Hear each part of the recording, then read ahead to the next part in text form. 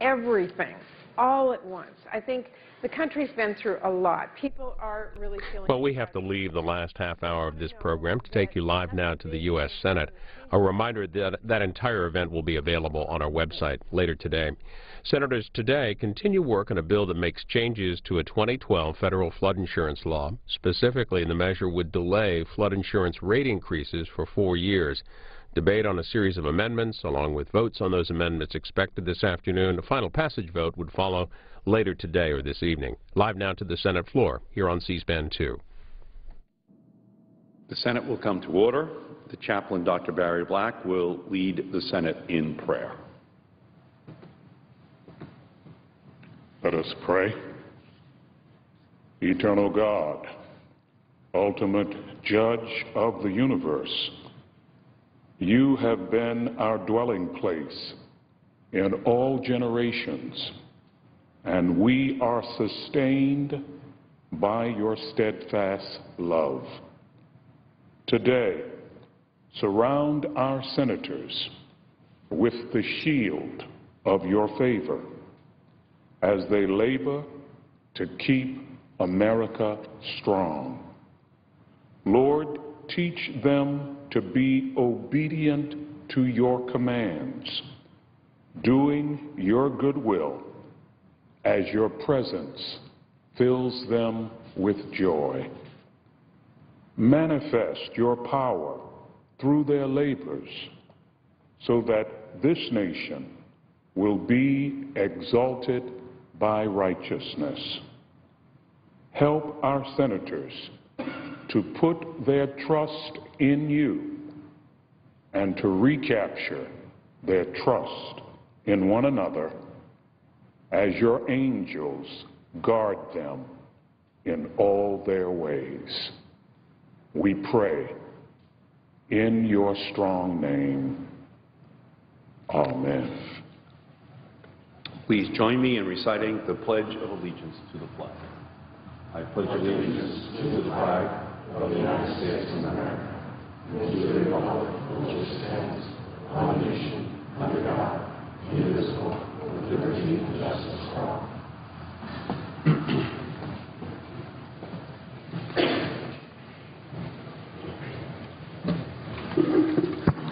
The clerk will read a communication to the Senate. Washington, D.C., January 29, 2014. To the Senate. On the provisions of Rule 1, Paragraph 3 of the Standing Rules of the Senate, I hereby appoint the Honorable Edward J. Markey, a senator from the Commonwealth of Massachusetts, to perform the duties of the Chair. Signed, Patrick J. Leahy, President Pro Tempore. Mr. President. The Majority Leader. I now move to proceed to calendar number 297, S-1950. The clerk will report.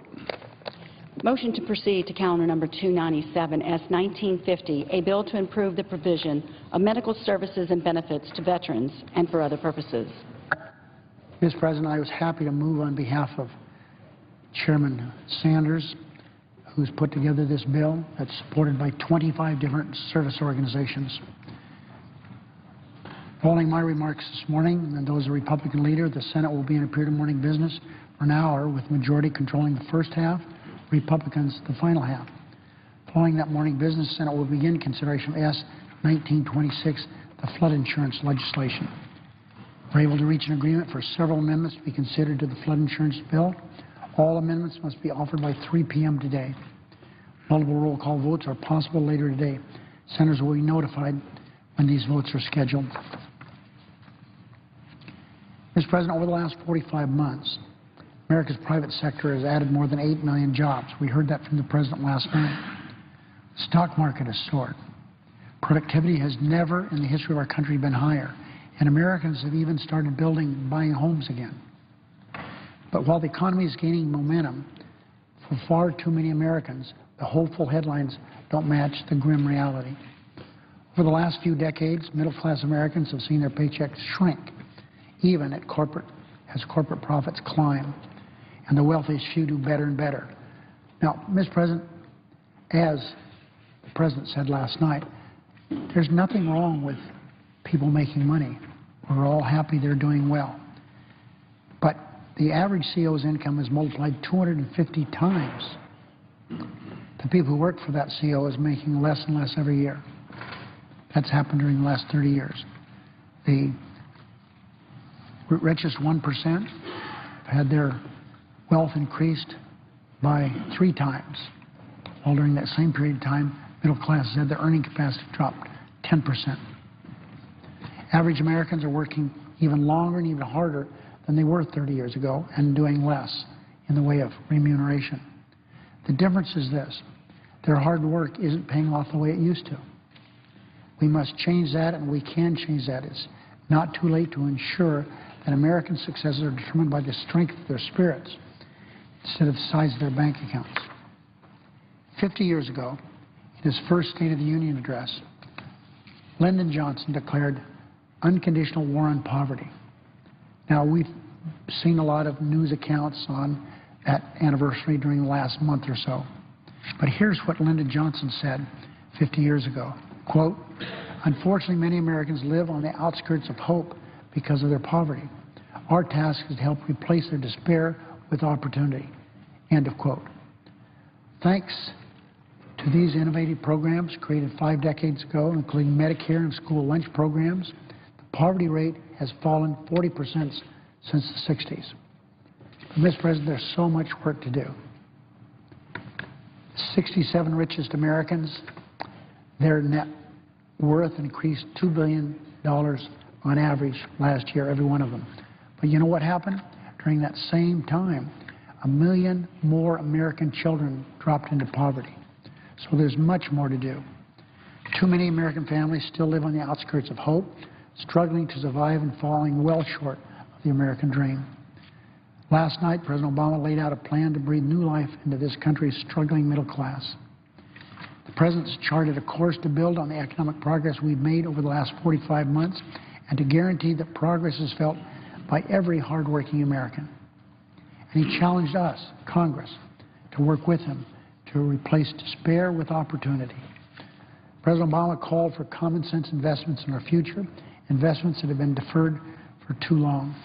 If America hopes to rebuild and maintain a world-class economy, we must build the 21st century infrastructure to support that economy and a cutting-edge energy supply to power it. We must prepare today's students for tomorrow's jobs by ensuring a higher education is within reach of every promising student. We must give small businesses and manufacturers the support they need to thrive. And we must ensure every American earns a living wage during their working years and has the opportunity to retire comfortably. I support the President's action to raise the minimum wage for private contractors who do work for the government: janitors, food servers, dishwashers, construction workers. No American working a full-time job should live in poverty. Congress must act to raise the minimum wage for all of our nation's workers. A strong middle class and an opportunity for every American to enter the middle class is the key to this nation's prosperity. Last night, the President also asked us to renew our commitment to the principles upon which this country was founded, the principle that made this country great: fairness, basic fairness. We must make certain that every American, regardless of gender, sexual orientation, race, or income, has the opportunity to be a full, equal participant in the workforce. There are no guarantees in life. Not everyone succeeds, but every American deserves a fair shot at that success.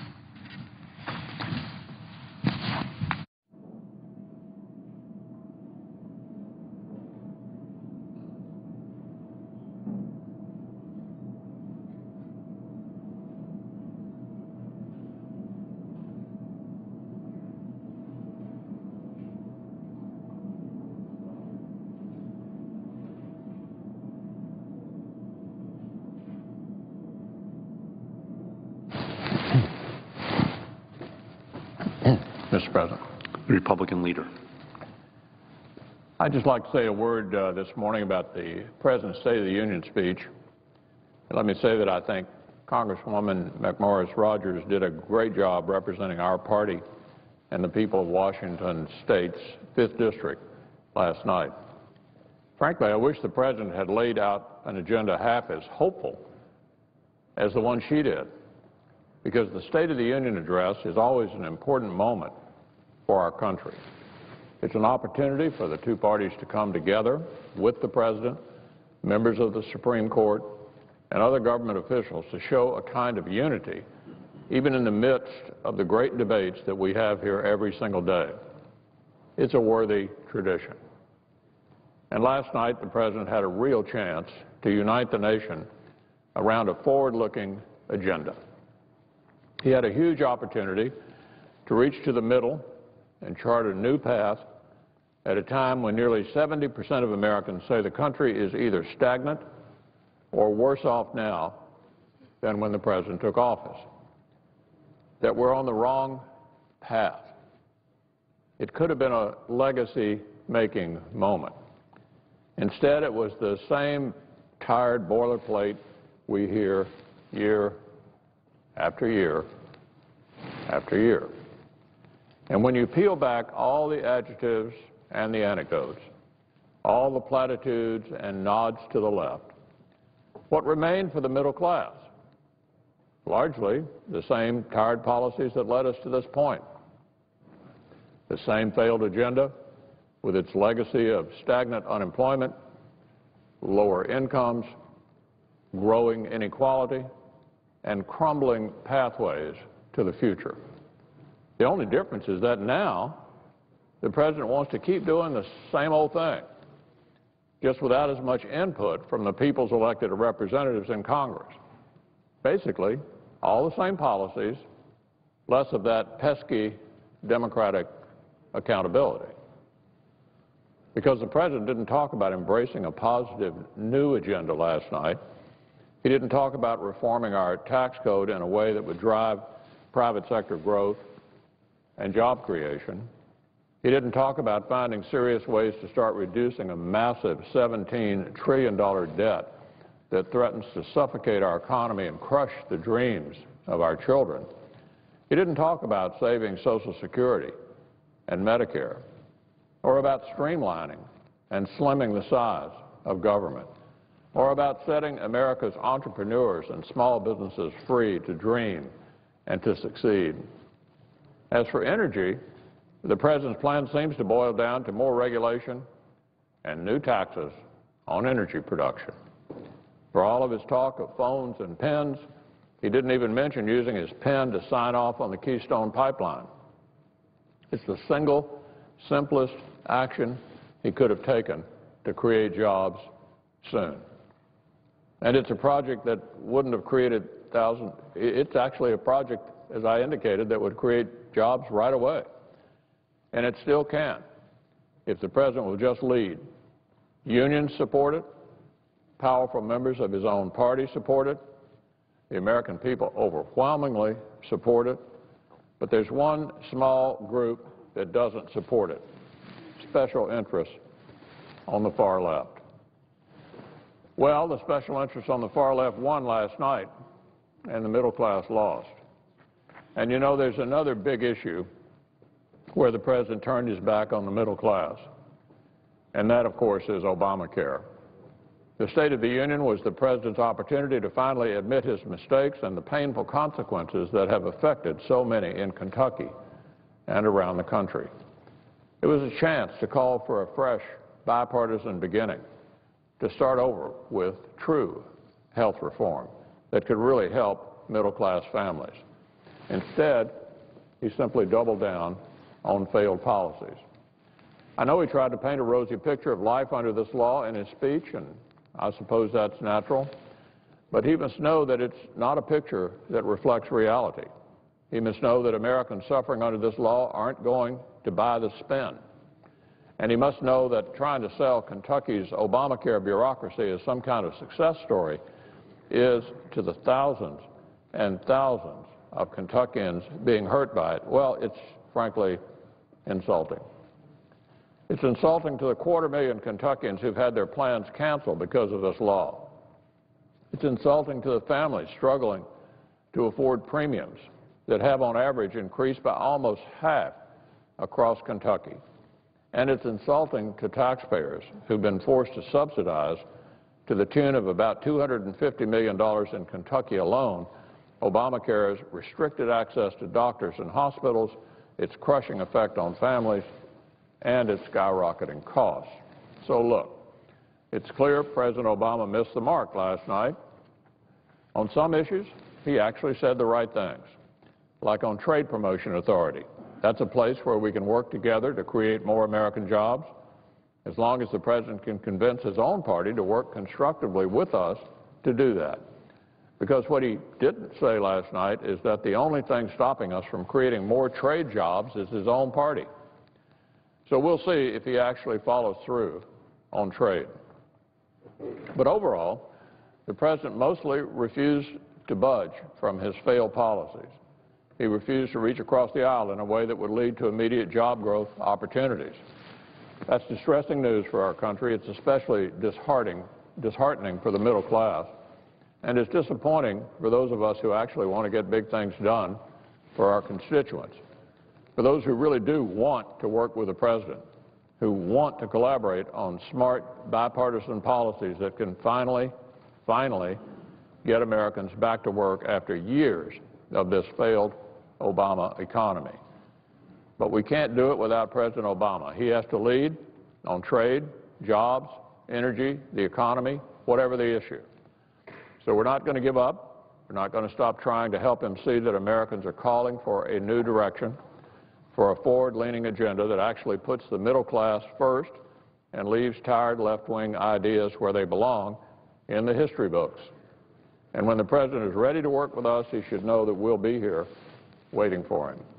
We've always been here, actually, and many members of his party with other helpful ideas have been here too, waiting for him. Democrats with smart ideas the President hasn't been willing to consider so far. All he needs to do is pick up the phone. And if he's willing to actually work in a serious way with members of both parties, we'll send him some things to sign with that pen, too. Mr. President, I yield the floor. Under the previous order, the leadership time is reserved. Under the previous order, the Senate will be in a period of morning business for 1 hour, with senators permitted to speak therein for up to 10 minutes each, with the time equally divided and controlled between the two leaders or their designees, with the majority controlling the first half. I suggest you have the floor. The clerk will call the roll. Mr. Alexander.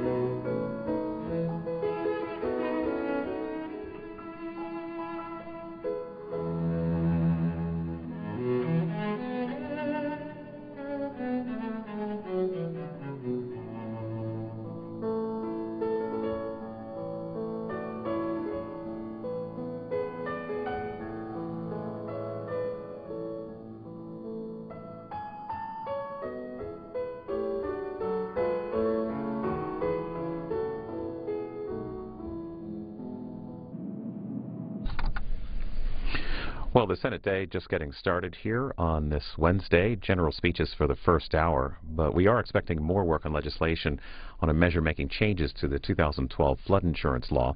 It would delay increases in rates for 4 years. Debate on amendments and a vote on final passage will happen later today or this evening. While we wait for further remarks, the President's State of the Union address happened last night, and afterwards there was reaction from members of Congress. Here's a look.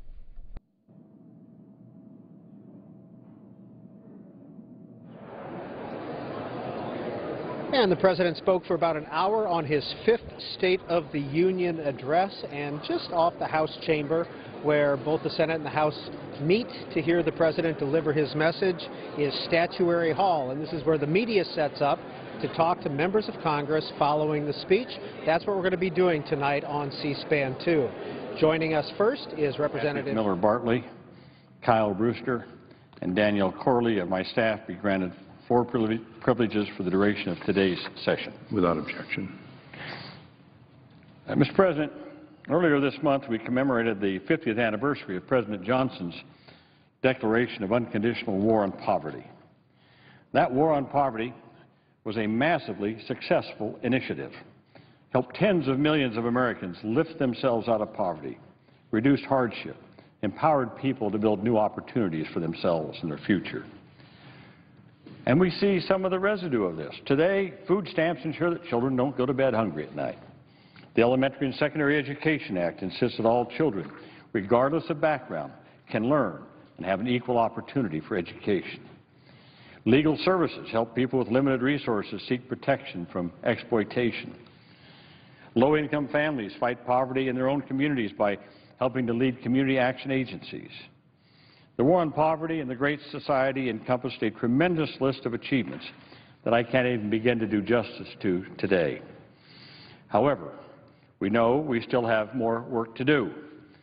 Too many of those successful programs and policies have been reduced or rolled back under subsequent presidents and Congresses. What's more, our economy has changed in fundamental ways, with decades of wage stagnation and rising income inequality. So now we must urgently return our attention to policies that will ensure that working families can still get ahead in America. We must recognize that tens of millions of working Americans struggle to put food on the table, a roof over their head, pay their bills every month. This is a fundamental failing of our economy. It's something that we not only have a moral obligation to fix, but we have the ability to fix it. We can do so first by raising the minimum wage, one of our nation's simplest and most effective means of lifting working families out of poverty. I am so pleased that President Obama has taken the first step in this effort. Last night at the State of the Union, he announced that he would issue an executive order that will require future federal contracts to provide wages of at least $10.10 an hour to our nation's contract workers for the federal government. I applaud President Obama's bold step to ensure that the federal government is a leader in promoting good jobs that pay fair wages. I think most Americans would agree that taxpayer dollars should not support companies that pay poverty wages. This executive order is a strong step in the right direction. But now we in the Congress have work to do to raise the minimum wage for the rest of American workers. And again, I am so grateful for President Obama taking a strong leadership position, as he did last night, in calling for Congress to expeditiously work to increase the minimum wage. You know, we used to agree in this country that if you worked hard and played by the rules, you could earn enough money to support your family and keep a roof over your head, put some money away for a rainy day, have a secure retirement. The minimum wage played a critical role in doing that, which is why presidents and elected leaders from both parties in the past have supported fair increases in the minimum wage. From time to time, we adjusted the minimum wage on a bipartisan basis to help working families keep up with inflation and the changing economy.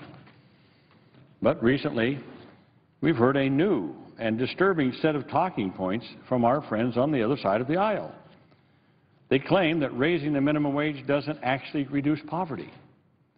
They argue that the minimum wage workers don't really come from poor families, or that no one stays in a minimum wage job long enough to be trapped in poverty. Well, those all sound good on the talk shows, but the facts simply prove that those statements are not true. The fact is, a majority of people who would benefit from an increase in the minimum wage come from low-income households. Many of them have been trapped in jobs at or near the minimum wage for years and years at a time. Indeed, when you listen more closely, the offensive underlying premise of all these arguments is that anyone can rise out of poverty if they just work harder. Tell that to Nereda Castro of Des Moines. She and her husband both work minimum wage jobs in the fast food and construction industries. They have 5 children to support. But Nereda says they live day to day because of their bills and expenses. She says her family has to limit so many things to give to our kids, not only to make rent, but to cover basic expenses. We have to limit everything. A raise, she said, in the minimum wage would allow her to, quote, live a life where I don't feel like I'm drowning. Or tell that tale about, well, you just got to work harder to Nancy Salgado, a 27-year-old single mother with 2 kids, ages 2 and 7. She's worked at McDonald's for the past 10 years, but makes just $8.25 an hour. That's the minimum wage in her home state of Illinois. She struggles to be able to pay for necessities such as milk and shoes for her kids. She recently confronted the president of McDonald's USA saying, quote, I'm a single mother of 2. It's really hard for me to feed my 2 kids and struggle day to day. Do you think this is fair that I have to be making $8.25 an hour when I've been working at McDonald's for 10 years? Well, for senators and representatives sitting comfortably here in Washington to preach to working mothers like Nancy, struggling hard to get ahead, working 10 years at McDonald's, to tell them they're just not working hard enough, that is just beyond offensive. Now, no one disputes that hard work is a big part of the path out of poverty, but you also need a basic foundation of economic security to start building that better life. How are you supposed to pay for a community college course on $7.25 an hour? How are you supposed to find a better job when you're standing in line at a food bank because your wages won't cover all your household expenses, and neither will your food stamps? How are you supposed to build a better life for your kids when you can't even find them safe child care while you're at work? You just can't get ahead if your job traps you in poverty. Well, it hasn't always been this way. We used to agree that minimum wage workers, people who perform some of the most difficult and essential jobs in our society, should not have to live in poverty. The minimum wage kept families above poverty line in the 1960s and 70s. In today's dollars, a minimum wage worker in 1968, when the minimum wage was 120% of the poverty line, the worker took home $10.71 an hour in today's dollars, or $22,000 a year working full-time. But since the 80s, since starting right in here, just about in here, the minimum wage has not kept up. And today, the minimum wage is about 80% of the level of poverty. So this is how far we've come down. Same family, working minimum wage in 1968, look at where they are today, way below the poverty line. It's no wonder that working people have to turn to the safety net for food stamps and all other kinds of things just to help them get by. Well, a recent study found that our taxpayers have to pick up the tab for millions of working families to the tune of about $240 billion a year. Food stamps, Medicaid CHIP, earned income tax credit, temporary assistance to needy families.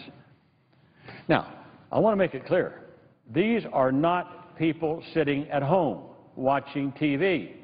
These are people who work, but they're making minimum wage. We're picking up the tab, $240 billion a year. That's what our taxpayers are doing. But what we want and what they want is not to have the government and taxpayers pick up the tab. They want to be able to support themselves with the jobs that they have. So we have to rectify this. My legislation, the Minimum Wage Fairness Act, introduced along with Majority Leader Reid here, Congressman George Miller on the House side, will raise the minimum wage to $10.10 an hour in 3 annual steps, and will get it above the poverty line by 2016 for the first time in over 20 years. So that's really what we're talking about, is getting this minimum wage up. I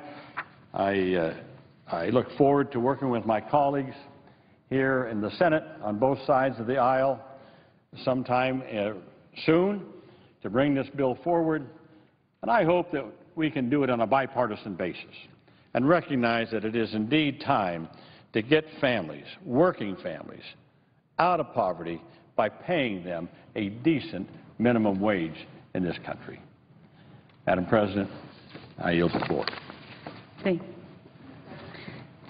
The Senator from Washington. Madam President, last night, President Obama laid out an optimistic vision for a great nation that must never stop working to become even greater. When the President gave his first State of the Union in February of 2009, our economy was losing over 700,000 jobs a month. Wall Street firms had collapsed and taken Main Street businesses with them, and economists were not sure how deep it would go or if it would tip from a Great Recession into a true depression. Families across the country were huddled around kitchen tables talking late into the night, trying to figure out how they were going to stay in their homes or send their kids to college or even put food on their table. People who'd gone to work every single day of their adult lives, who hadn't had to update their resume in 20 years, didn't know how they were going to pull their lives together if they got that pink slip. Workers who had jobs they thought were secure were panicking, knowing if things continued to go wrong, nobody was truly safe. But, Madam President, a lot has changed in 5 years. It has not been perfect. It certainly hasn't been smooth. We weren't able to do nearly enough, and we still need to do far more. But last night, President Obama was able to talk about the progress we have made since he inherited the greatest economic crisis since the Great Depression. He was able to talk about the 46 months straight of private sector growth, about an unemployment rate that has come down from dangerous heights. He talked about the work that still remains to help millions of workers still trying to get back on the job. And he articulated a vision not just for bolstering our still fragile economic recovery, but also for continuing the great American tradition of leaving our children a stronger nation than the one we inherited from our parents. A vision of a country that makes sure every child has an opportunity to work hard, contribute to her community, and succeed to the best of her ability. A country that doesn't just have economic growth at the top that may or may not trickle down, but that has broad-based prosperity built from the middle out. And a vision of a country that offers workers and families the stability and security they expect when they put in a lifetime of hard work. Madam President, President Obama talked about ways he is going to make this year a year of action, and I know that's what the American people are expecting. Some of that will come through executive action and public-private partnerships, but a lot of what we need to do depends on us here in Congress. Over the past few years, Congress has been lurching, as we all know, from crisis to crisis, stumbling from one artificial deadline to the next, and too often engaging in petty partisan bickering instead of solving problems for the families that we all represent. But at the end of last year, House Budget Committee Chairman Paul Ryan and I worked together to show the American people it didn't have to be this way. When we sat down together in a budget conference Democrats had been trying to start for 7 months, we faced an awful lot of skepticism. Many people were hoping that we could reach a deal and avoid another crisis. However, they were far more confident that this budget group would not succeed where so many others had failed. But Chairman Ryan and I decided to listen to each other. We searched for common ground, and we made some compromises. We knew we were never going to agree on everything, but we didn't think that should mean that you couldn't agree on anything. We wanted a deal, not a fight, and we were able to put partisanship aside to do the right thing for the American people. Madam President, our 2-year budget deal was a step in the right direction. We proved that bipartisanship was possible in this divided government, that Democrats and Republicans could break through the bitterness and rancor and work together and reach an agreement. That deal rolled back the damaging across-the-board cuts and prevented a government shutdown. It moved our country forward. But we can't stop now, because the vast majority of Americans understand that our economy simply isn't working the way it needs for people like them. And we need to do more to expand economic opportunities for the families and small business owners and communities across the country who are looking to us to get this right. They see the wealthiest Americans and biggest corporations continue to take advantage of an unfair tax code filled with special interest loopholes and giveaways. They see fewer and fewer opportunities for workers to find a job or earn enough for a stable middle-class life or send their kids to college. They watch as their government cuts back on critical investments in long-term and broad-based economic growth, and they want more than partisan bickering from their elected representatives. They want real action. Madam President, we will spend a lot of time here over the next few months talking about many of the policies that President Obama talked about last night. But I want to focus today on a few he mentioned that impact women and their economic opportunities in particular. We need to face up to the reality that working women across the country and working moms in particular are struggling to find work that pays a living wage at a time when they're balancing being both the breadwinner and the caretaker in so many families. So when we talk about creating opportunity in America, we need to focus on the fact that women continue to be paid 77 cents for every dollar a man earns, and they make up 2/3 of all minimum age workers. So we need policy changes that focus on all workers, but also help women catch up if we're truly going to create economic opportunity that expand the middle class and strengthen all of our families. So, Madam President, I was very glad to hear President Obama announce last night that he will be raising the minimum wage for federal contractors. We here need to build on that to give millions more women and men access in this country to a raise and make sure that working hard and having a job is rewarded. This is something we will be moving on here in Congress in the near future, and I am really hoping that Republicans decide to put politics aside on this and work with us to get this done. Madam President, I was also very glad to hear President Obama double down on his commitment to a national preschool initiative that would not only help our youngest children and pay dividends in future economic growth, but would empower millions of women who would be able to go to work and give back to their communities. This isn't just a policy for me, it is personal. It's what got me into politics in the first place, and it's something that has driven me ever since. As a former preschool teacher, I saw in my own classroom that when young children get the attention they need early, they will be miles ahead of their peers on the path to success. I saw the students I had who had been taught to simply raise their hand to ask a question or stand in line to go to recess. They were the ones who were more prepared to tackle a full curriculum when they got to school. But it's not just my personal experience. Study after study after study has made it clear that beginning to educate our children at an early age means they will be less likely to be held back, less likely to require special education, less likely to engage in criminal activity, and ultimately they'll be more likely to graduate from high school and earn more. So investing in preschool is overwhelmingly supported, and it's supported by the American people. In fact, most recent polls show that over 80% of Americans believe we should pursue this across the country. And, Madam President, it is strongly supported by the many people who truly understand the impact it would have on the ground. I have talked to law enforcement officials who said they believe that early education is key to reducing crime, as well as business leaders and innovation and education leaders who all see the long-term impact that investing in early education has on our children and on our communities. We have got to make these investments in our children and our future, and Congress needs to act. And every day we wait is another opportunity lost. Madam President, these are just a few of the policies President Obama talked about that I'm ready to get to work on. The President also talked about the clear need to reform our immigration system, to support our veterans and our wounded warriors, to reform our bloated and unfair tax code, and invest in our nation's infrastructure priorities.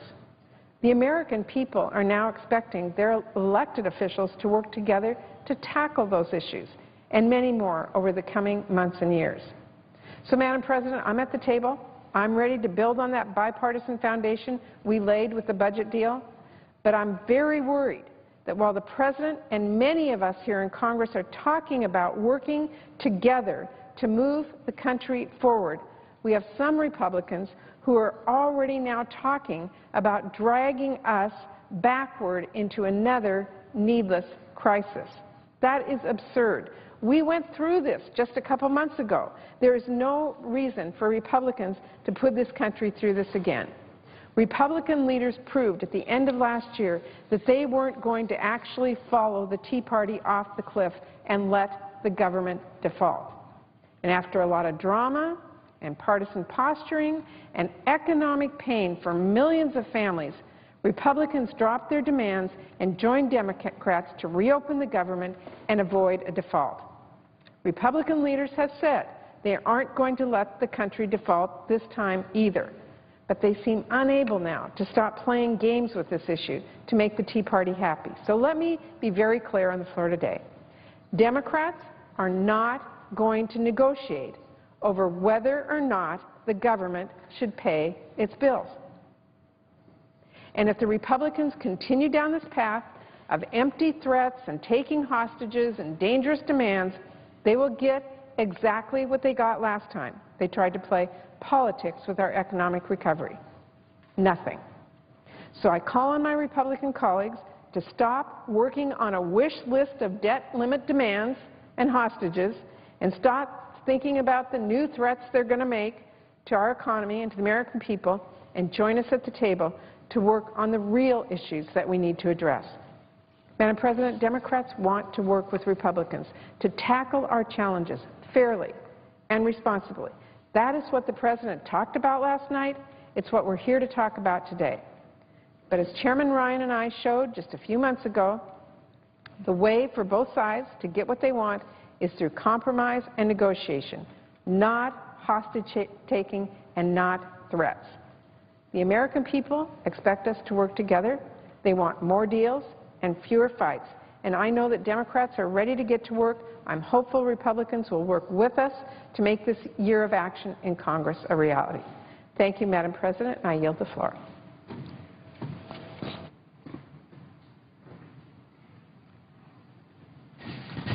Madam President. Senator from Iowa.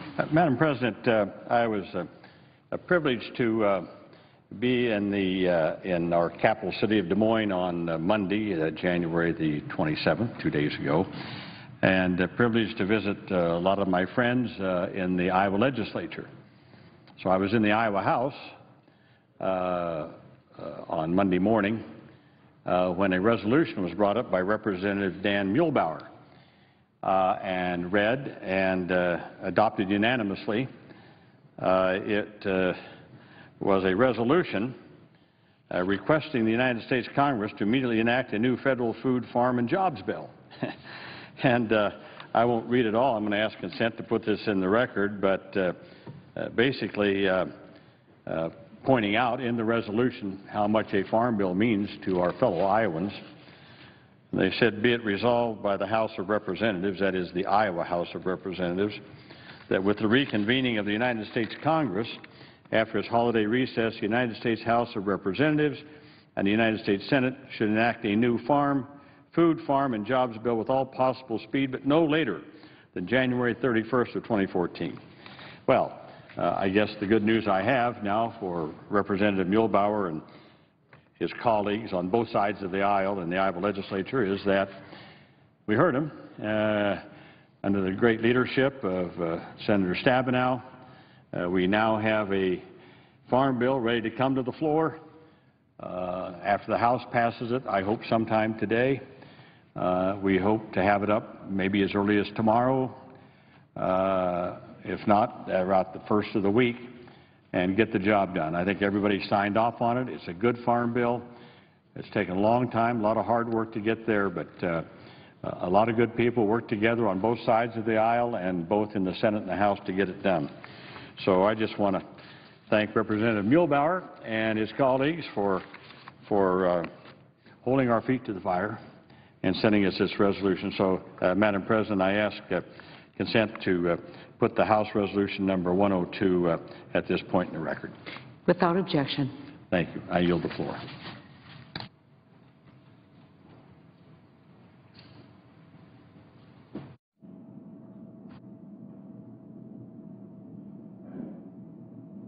Madam President? Senator from Wyoming. Thank you, Madam President. Madam President, as someone who's practiced medicine in Wyoming for about a quarter of a century and is a medical director of the Wyoming Health Fairs to bring low-cost blood screenings to people all around Wyoming, I've been very involved in the health care issue and actually helping to provide health care for people. And it was ironic last night during the State of the Union to listen to the President talk about health care as if he had some understanding of how it all worked, and it became evident to me sadly, that the President put forth some bold proposals and then came out with a 2,700-page bill that I think many people who voted for never read, didn't understand, didn't know the harm it was going to do to American families. And then the President last night is talking about it during the State of the Union in ways that he thinks it's actually helping people. And it may be helping some, but it is hurting many, many more. And it's not just the website. The website's just the tip of the iceberg. Huge damage being done to families. And I bring a letter today from a family in Wyoming that just came in to talk about how much this is harming this person's individual family.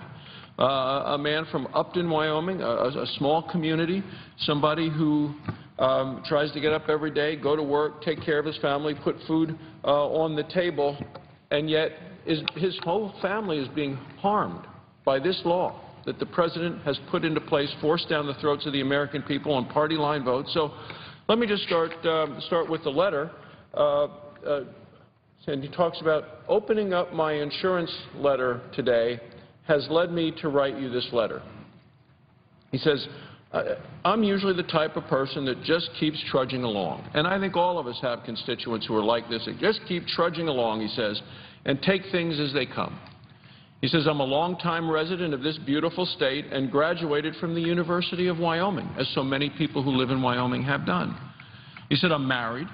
I have 4 young kids from ages 9 to 3. 4 young kids, ages 9 to 3.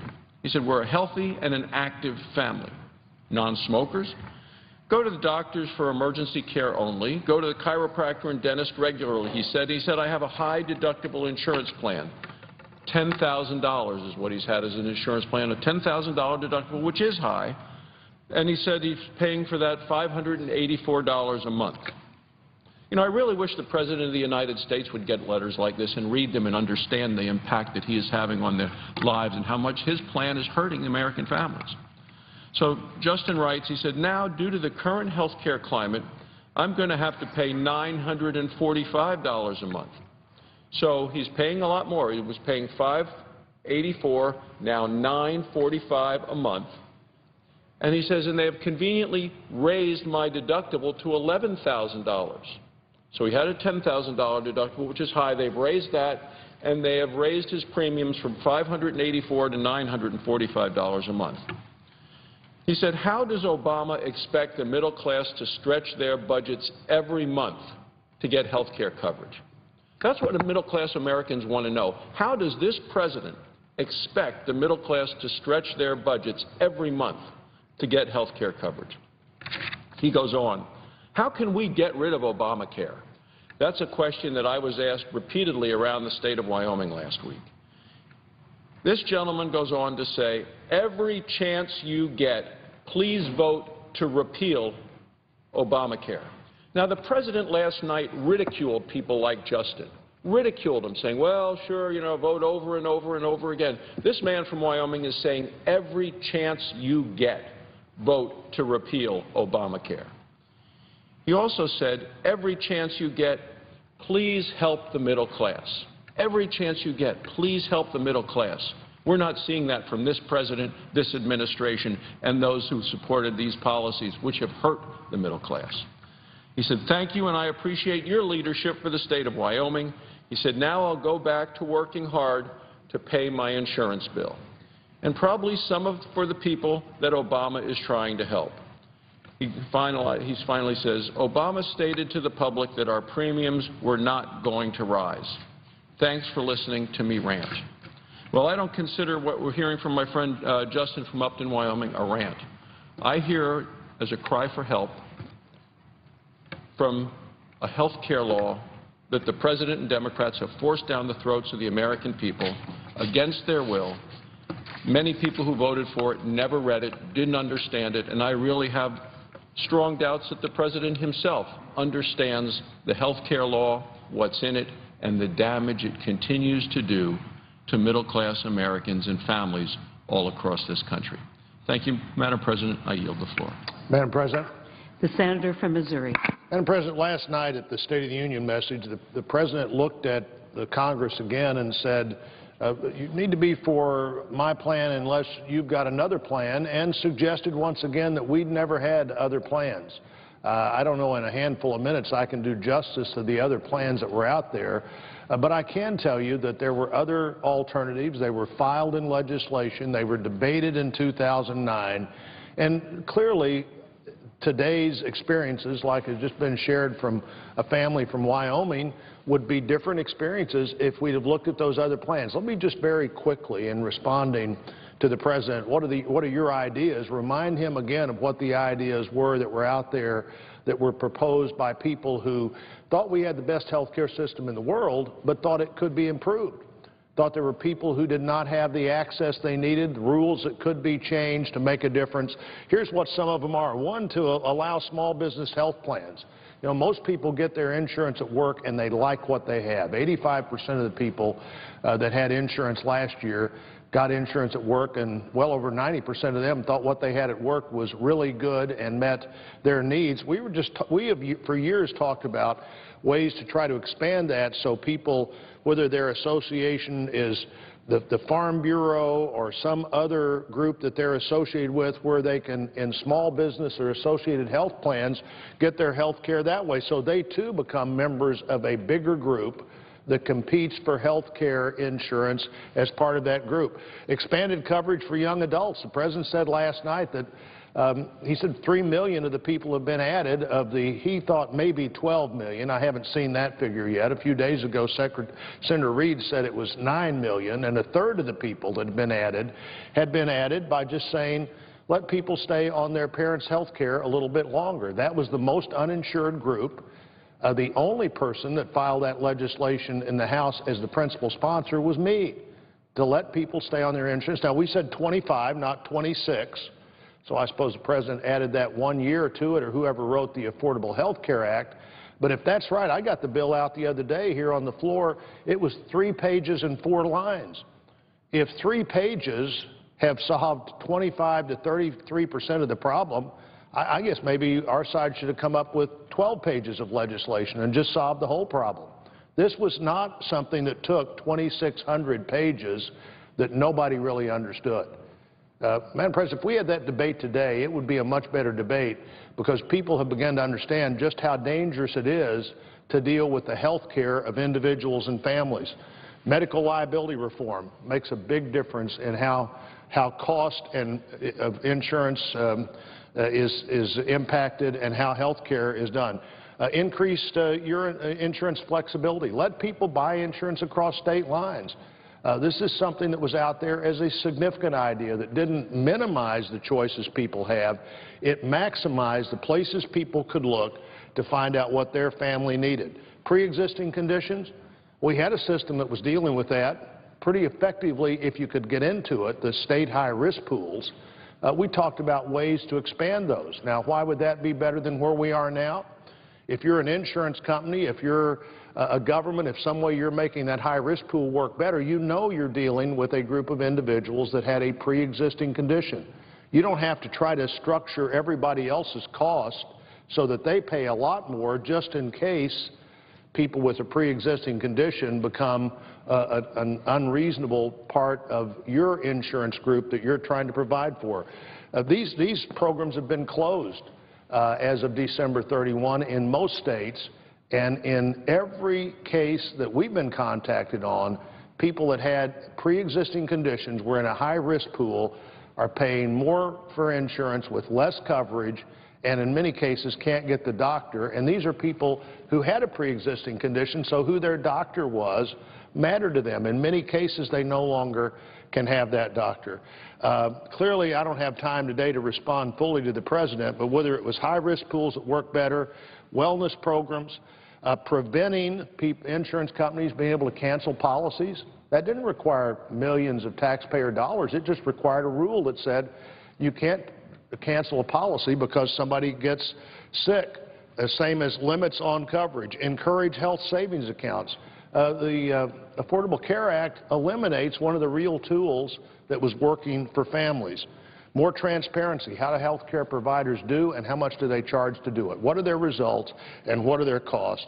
And income tax treatment so that everybody who buys insurance buys that with dollars that are treated the same way. If the biggest company in America can buy an insurance policy and have it non-taxed, have it tax deductible, so should the individual that has to get insurance on their own. Madam President, there are a lot of alternatives out there. There have been. They would work better, not nearly as complicated, not nearly as expensive. The President needs to at least understand that there are plenty of competing ideas. His ideas on this are not the only ideas that would make this system work better, and I yield back.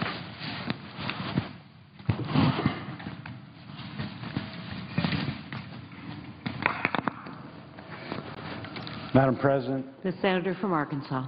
Thank you, Madam President. Surprisingly, the President didn't talk much about Obamacare, his, quote, signature achievement. The people of Arkansas, the people of America certainly are talking a great deal about it, and they're writing a great deal